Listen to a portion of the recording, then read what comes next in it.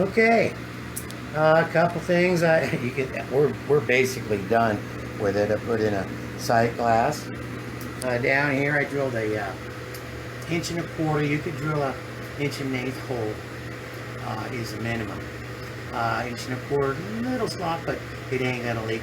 And I used a what they call a bulkhead, and I raised it up just enough to get off that little lip down there, so it's up off of that indentation there. And you hand tighten it. Well, I used a little vice grips, or channel locks, but I didn't get it too tight. And then I screwed in this barbed 90 with a NPT, National Pipe Thread, threads on the other end, which screws in to that bulkhead. The bulkhead has threads on the inside also. There'll be a link to the part in the comment section below. Then I just put my tube on up and all the way up here. And what I did was, in here, underneath here, there was a little tit, and I cut that out with some dikes and just twisted it out, and so I drilled a couple of 1/4 inch holes here, and I used a wire tie. This is a small one, but you can use a regular size one. And I drilled up underneath here, where the tube comes up. I drilled a hole through the top of the tube, and tube ends right about in here. So as I tighten this wire wrap or zip tie or whatever you want to call it, underneath is where the knot is. As I tighten it up, it pulled the tube up nice and tight, so we got a nice straight deal going on there. Okay, as you can see in here, I put the bag on the filter. It's sitting down there in the corner like it's supposed to. We've got our, I'm just spinning this around, we got our valves in, and I did the same thing, took a zip tie on the very edge, okay, and tied this filter on so it wouldn't move, so it wouldn't flop back and forth this way and stuff. And then I put my clear tube on. That gives me enough tube here to fill up my containers below. One thing I'm going to do is, I noticed I'm running out of that slop I used to have. This lid doesn't want to over this edge here. It's a little too close. I need to get the actual lid pulled back a little bit. So what I'm going to do, I drill my holes for to catch my lid so it doesn't fall in. But what I'm going to do, whoops, there it goes. See what I'm saying? What I'm going to do is, underneath here, behind here, I'm going to put a zip tie with a knot sticking out. So that'll help pull this lid. I'll put one on both sides. Help pull this lid. And it's a little, what it is, that's what it is right there.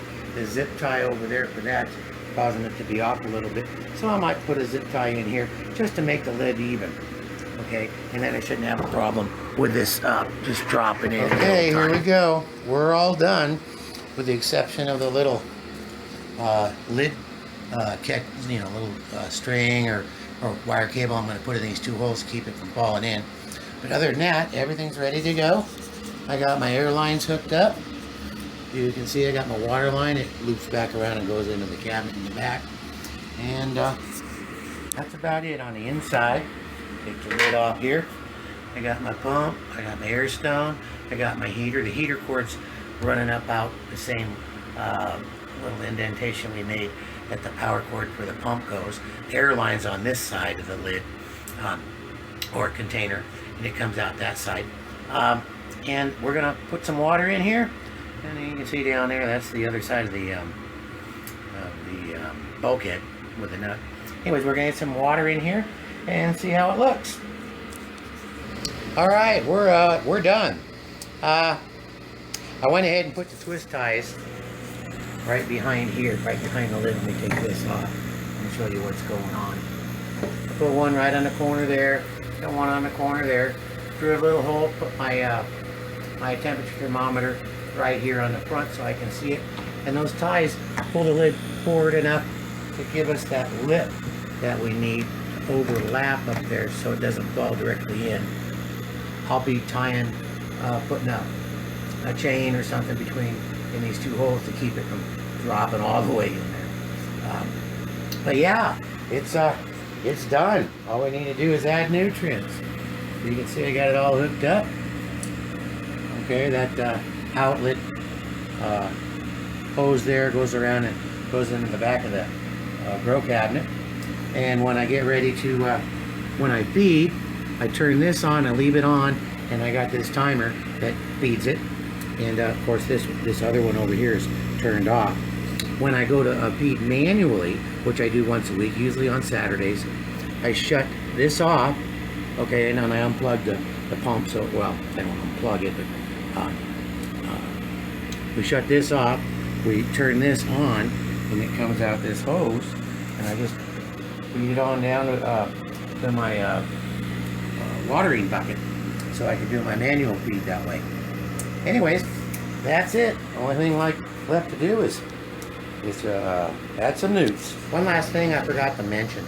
I'm not worried about light leaks going through these slots around the lid here, because I normally take a little dish towel and I just set it over the top like that, and I use it for wiping up any drips from my hose when I feed, stuff like that. So problem solved. Alrighty then. Thanks for watching.